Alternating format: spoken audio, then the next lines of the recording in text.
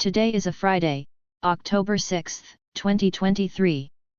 Russia-Ukraine war. Putin warns Ukraine's survival at risk without Western military aid. In a new proclamation, Russian President Vladimir Putin stated that Ukraine's endurance depends on Western military and monetary help, guaranteeing that it would implode in something like 7 days without such help. Putin's comments match with developing worries about the fate of U.S. financing for Ukraine, given the political disturbance in Washington. Talking at a gathering of the Valdai Conversation Club in Sochi, Putin underlined Ukraine's dependence on multi-billion gifts that come every month from the West, expressing that in the event that one simply stops, it will all disintegrate soon. He also highlighted the vulnerability of Ukraine's defense system, suggesting that without aid, it would last only a week once ammunition supplies ran out. Additionally, Putin asserted that Ukraine had suffered substantial casualties, with over 90,000 troops lost since its counteroffensive against Russian forces began in June. Meanwhile, at a European Political Community (EPC) meeting in Spain, EU Foreign Policy Chief Josep Borrell acknowledged that the EU could not replace the United States as Kyiv's primary donor.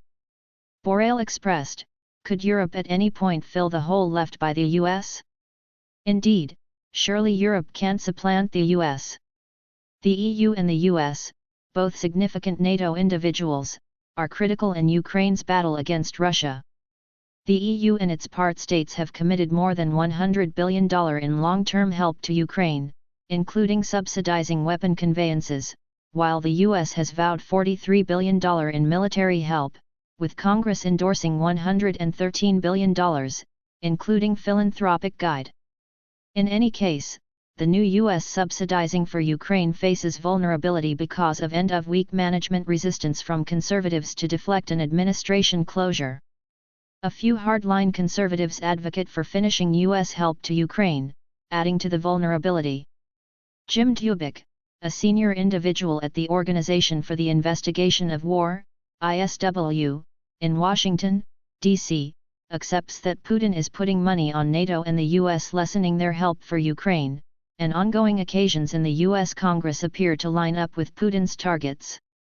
Dubik communicated worry that slicing help to Ukraine would uphold Putin's objective of partitioning the coalition and stressed the requirement for key administration from the U.S. Ukrainian President Volodymyr Zelensky, addressing European leaders in Spain, voiced concerns about Washington's political storms but expressed confidence in continued bipartisan U.S. support. Leaders at the EPC summit shared the belief that Putin's strategy involves wearing down Western support for Ukraine, leading to a potential victory. They emphasized the importance of demonstrating unwavering support for Ukraine.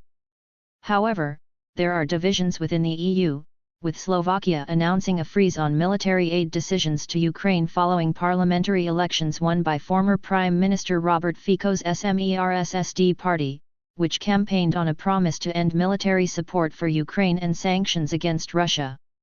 Thanks for watching and subscribing to the channel.